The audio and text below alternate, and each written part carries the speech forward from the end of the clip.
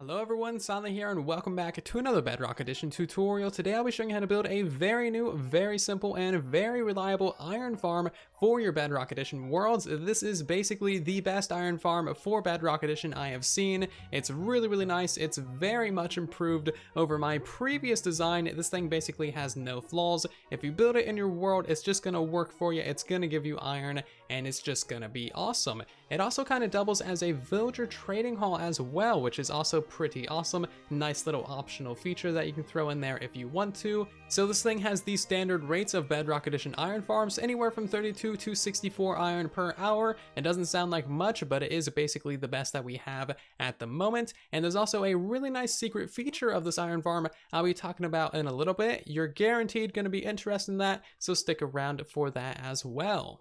Thank you very much to Nico for sending me this iron farm design. He basically designed all of this stuff and did so much testing about iron farms on the Bedrock Edition. Really awesome. I was basically done with iron farms until, the next couple updates where they actually fix these things. However, Nico was actually able to figure them out, make them super reliable, and make them stackable as well. So you guys will be seeing a couple more tutorials about iron farms on the channel here soon. Keep your eyes peeled for that. But again, thank you very much, Pico, for allowing the community to have good iron farms. This is seriously massive, so thank you so much. So let's talk about the features and improvements that this iron farm has over my previous design on the channel. So first of all, of course, we have the villager trading hall at the front here. You can trade with any or all of these villagers. They can be whatever kind of villager that you like, and of course, they will never unlink from their beds or their workstations, so they will always restock their trades. This farm also has the massive improvement of centering the village right in between your two spawn platforms. That is why we have the bed and a villager over here as well. That will prevent all of your iron golems and all of your cats from ever spawning outside the farm. So all of your golems, all of your cats will always spawn on these water pads and then go directly into your kill chamber, which is very convenient.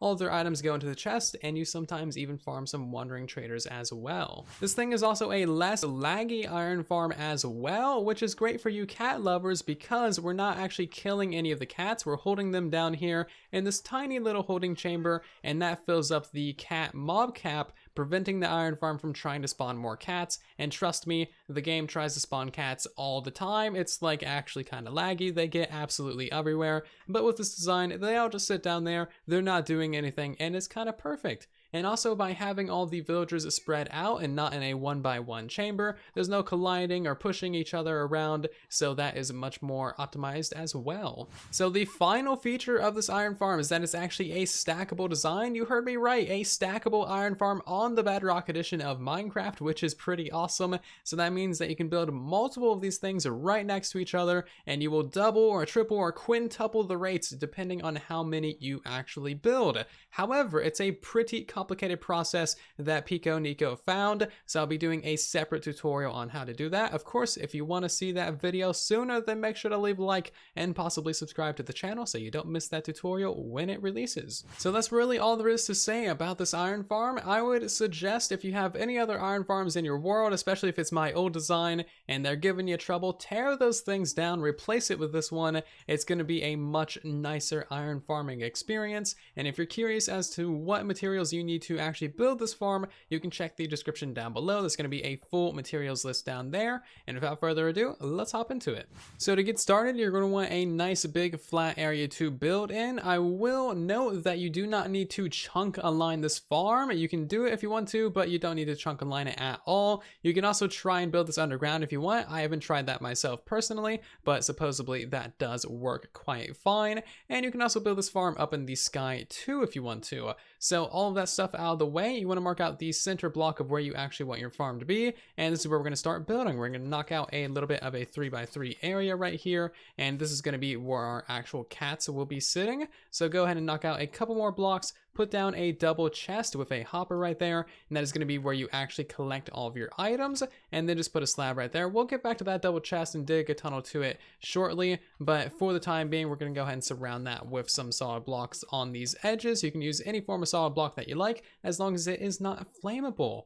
I'm also going to go ahead and put a ring of glass around the inside right here. You don't need to do this, but I'm putting glass so that we can actually see what's going on down there, see all the cats, and just know what is happening. So this block right here is of course going to be the center of our farm, and from here we need to make a 19 by 19 platform for the bottom spawning layer of the iron farm. So we're going to start counting from right here. 1, 2, 3, 4, 5, 6, 7, 8, and 9. You need to go out 9 blocks in every single direction from this central block. So 1, 2, 3, 4, 5, 6, 7, 8, and 9.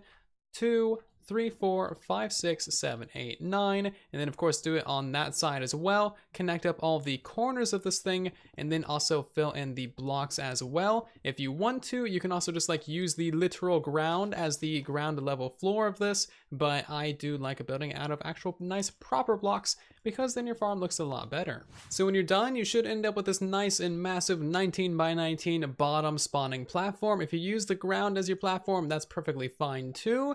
At least hopefully you marked out the entire area that you need. So now what we want to do is we want to go around the entire edge of this platform and put in either some sort of wall or some sort of fence. You can use any type of wall or any type of fence that you like, but it does need to be walls or fences. That way the iron golems and cats can't escape your spawning platform and all go into your kill chamber. So once you got that done, we need to start on the secondary spawn platform. So you need a 4 block gap, and then the next spawn platform is going to be going right above that. This is also going to be a 19 by 19 platform, and it's going to be perfectly lined up with the platform down below as well. So go ahead and get that in place, and then we can carry on with the rest of the farm. So now that your secondary platform is in place, we need to modify it slightly and do a few changes to it. So first of all, I marked out the very center block of this platform. Of course, that is lined up with your very bottom hopper down there in the ground. You want to go ahead and place a piece of glass right there in the very center of the farm. And now we need to choose which side of this farm we want to actually be the front and where we want all the villagers to be stored. I'm going to be storing the villagers on this side. So I went ahead and made a little bit of a pillar right here just so you guys can see what I'm doing in the video and understand all the orientations that we should be in. So real quick, we're going to go ahead and place another glass block right here on the side that is going to be the front of the farm. And then we're going to turn around and we're going to remove a 3 by 3 of blocks right here lined up with the center of the farm as well. There should be a 1 block gap right here with solid blocks right above these walls. And this is just going to be the hole that all of your golems fall down to go into your actual kill chamber. We're going to go ahead and place 6 signs right here as well, just to prevent water from actually flowing down into that area. And now we need to change up the back side of this platform a little bit. So again, we want to go to the back half of the spawning platform. So this is of course the center block, and we're going to place down some temporary blocks that are easy to mine because we need these in place for our water. So we're going to go ahead and surround the entire inner edge of this. So 1 block inside of the edges on all sides. Just go ahead and place those down in a nice big rectangle, and you need to fill in all of these blocks with solid blocks so that the water can flow over it properly. But we're just going to leave this here for a little while. Before we actually, put the water down, we need to go ahead and remove this lip of blocks if you want to. You can leave them there if you want to, but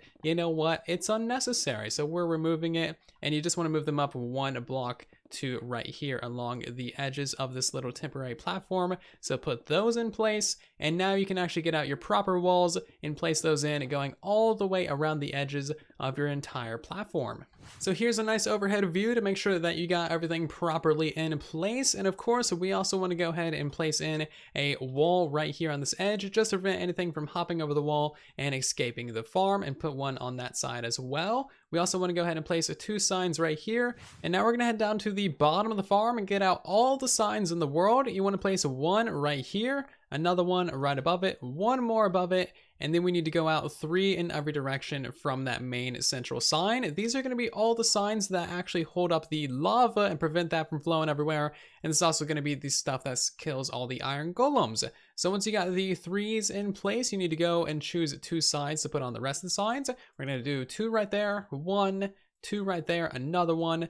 Flip over to the other side, another 2 right there, another 1, your final 2, and then your final one right there as well. And then figure out which side is the front of the farm. You want to place a solid block right there, another solid block, and then you should have room to place a bed right there underneath those two pieces of glass. Again, going towards the front of the farm. We're not going to keep that bed right there right now because we need to get in all of our villagers. So first things first, to go ahead and place a solid block right here in the middle of the farm, and that's where the actual bell is going to be going. And now we need to mine out room for all of our beds. So you need a 21 block wide trench that is also 2 blocks deep. So basically just big enough to actually place a bed in there. And of course, mine that going all the way across the entire farm, plus 1 on either end. So just like so. You don't need to make it pretty. You don't need to do anything to it. All you need to do is place 9 beds in place. So that's going to be the center one, and then 1, 2, 3, and 4, and 5, 6, 7, and 8. And now we probably want to go ahead and get like a couple walls in here and just make sure that villagers can't escape, because we're going to be dumping a whole bunch of villagers into this little hole. Of course, make sure that the entire area is secure. So now you need to go and build yourself a villager breeder, and preferably it'll be a clean villager breeder as well, so that the adult villagers don't have anything in their inventory. I've already done another tutorial for the Village and Pillage update on a clean villager breeder. That'll be linked in the upper right of the screen right now, and also down in the description as well if you're interested. What you should preferably do is send your baby villagers to the Nether, allow them to grow up, and then make another portal here at your iron farm and dump through the adult villagers. So of course these guys are all linked to their beds, and not sure why they're all running around so much, but they are here. Now, if you don't have a villager breeder, you will need to get yourself at least 2 villagers and then throw them a whole bunch of food, and then they'll start breeding. So once you have about 12 or 13 villagers over here, you need to wait for it to become nighttime, and then all these guys should be trying to link and unlink from their beds. They're all angry about it. That's totally fine. You can go ahead and tear down your little barrier, and then they should all go ahead and figure out their sleep schedule, start laying down, taking a nap, being lazy. But that's perfectly fine. You basically want all the villagers to file into their beds, have as many of them sleep as you can. But of course, we only have 9 beds down so far, so that's perfectly fine. But we're just gonna get all these guys in here, and then we'll sort out the extra villagers that we have as well. So these guys are really bad at actually pathfinding over beds, because of course they are, so you might need to nudge them around, maybe punch them a couple times, whatever needs to happen, as long as they're all sleeping. So now it's time for a mildly complicated bit, but this is honestly pretty straightforward. It's just hear me out. What we need to do is we need to find the leader of the village. One of these 12 or so villagers is going to be the actual leader of the village. The reason why this is so important is because the bed that the leader of the village actually sleeps in is going to be considered the center of the village. So we need to find out who's the leader and then move them in their bed into the center of the farm. That way all of our iron golems and all of our cats spawn exactly where they should. This is also very important for stacking iron farms as well. But of course, we'll talk about that in a separate tutorial. So how we actually go ahead and find the leader of the village is simply by placing down a bell, and then whenever you break the bell, the leader of the village will have storm cloud particles. So it's one of these 2 guys. I'm gonna guess him, click on that guy, keep him from sleeping again, place down the bell, break it again, and yes, this is the guy that has the storm cloud particles. Now, the weird thing about this on Bedrock Edition is that it actually changes when you log out and log back in. So we're gonna mark this bed right here. Mark him as the leader, log out, and then log back into the world, and we will see if it changes. Typically it will change, and whoever is the next villager to get the storm cloud particles when you break the bell is the one that you want to kill. Lucky for us, right now it would appear that there's no imposter leaders, so we don't actually need to kill any villagers. So you want to keep on doing this process multiple times to really make sure that you found the leader of the village. I would suggest logging out of the game and logging back in at least 4 or 5 times to really make sure that there are no other imposters in your village. It should always be the same guy in your village that gets these storm cloud particles when you break the bell. And once you have found this guy, we need to move him into the center of our farm. So be triple sure that this is the correct guy. Now that we've confirmed that this is the only leader of our village and we've killed all other imposters, anyone else who got storm cloud particles after you broke the bell, we need to move this guy into the center of the farm. So what we're going to do is just allow him a nice and easy path to reach this bed right here, and basically just go ahead and make a nice easy staircase for him to actually get up there. You may need to remove some of these center blocks from it to actually be able to walk up there. And now what you want to be able to do is basically just go ahead and break that bed, and this bed up here should be the only other bed that he can possibly link to. We should see green particles here soon. He's having some troubles pathfinding. Go on, guy, you can get up those stairs. You don't need to keep on walking that way. Come on, stop being a butt. Go up the stairs. You need to get to your bed. You may want to consider moving your bed closer to where it can actually pathfind to, because again, these guys have just the worst pathfinding in the world. And also it does need to be nighttime so that he actually tries and sleeps in the bed. So now we can move that thing to right there. He should link to it again. And if we're lucky, he'll go up there and sleep in it. And yeah, that's good enough. I'll put it up to there. He should walk to it. And now we can move it into the final spot, which is right there, right underneath those glass on top of those temporary blocks. And there we go. He's finally sleeping in the bed. Go ahead and remove all those blocks, fill in the ceiling again, and then you can go ahead and remove the temporary blocks underneath him as well. Anytime he wakes up and gets out of the bed, his head will be in the glass blocks right here. So what we can do now is actually get rid of our excess villagers. So right now we have 12 in total, 11 down here, and 1 guy up there. We actually only need 10 villagers, so kill any excess villagers that you do not need. They're not going to be useful or anything like that. And then also I would suggest just filling in the gaps. So move this guy 1 block closer in. It's going to be fine. It's going to look nice and pretty, but honestly it doesn't really matter what beds your villagers are actually linked to, as long as they're all sleeping in a bed. And there we go. All of our villagers are sleeping in the 9 center beds, which is kind of an optional thing, but I do think it looks much nicer and much more orderly. And also our main villager guy is up there sleeping in his bed. So now we can fill in the rest of the beds. There should be about 22 in total. You need at least 10 villagers and at least 21 beds to spawn iron golems. This farm has 1 extra bed because you cannot resist symmetry. And we're also going to go ahead and put ourselves some glass blocks above each and every single one of these villagers. That way when they wake up, they don't suffocate and they don't die, and they also stay in place. That way they never unlink. So if you want to give these guys professions, now is actually the time. While they are sleeping, you can simply place 1 down and see who that links to. It's likely going to link to that guy up there first. So we're going to set that to the side, and then you can place down another one, and that's going to link to this guy right here. Move it in front of him, and then just kind of keep on doing this same process. You could try re-rolling these guys. You can do whatever you want. This is basically a fully functional trading hall, but this is how you actually give them workstations, and you want the workstation to be right in front of the villagers. So there's all you need to know for that. Okay, so once you've actually put in your workstations, if you did do that, we can move on to actually finishing off the farm. All we need to do now is place in the water on top of our temporary blocks. So you basically want a water source on top of each one of these blocks in the very back here. That should flood all the way to the front. And now you want to make sure that you got yourself some depth strider, and basically just go ahead and remove all of these temporary blocks in place and let this water flow through the entirety of the platform. So if we remove those blocks there, we should see this flow all the way to the center. So this is what you should be left with. And now what we need to do is go ahead and place in a couple of water sources on this front corner right here. That'll provide enough sideways water to actually push all the golems into your center drop chute and put them into your kill chamber. And hey, look at that. We already got our first golem. Very nice. He's going to be slightly in the way. But now place 2 other water sources on the other side as well. And that is your top platform entirely done. Drop down to the bottom one, and you want a block in each of the corners with a water source on top of it. You can remove the block once the water is done completely flowing, and you need to do that in all 4 corners, of course. So since we have a golem down here, the first thing that you want to do is actually place a lava bucket directly underneath that bed right there on top of that sign, and that should flow out perfectly and be completely contained by all these signs. And no, signs do not burn. They are a non-flammable thing, which is very convenient. Go ahead and place in the rest of our water. So place them in all the way along the edges right here, and just avoid these 3 corner blocks, because you know that could actually create infinite water sources all the way along your platform. So stop once there's 3 extra blocks right there. and just do this going all the way around the edges.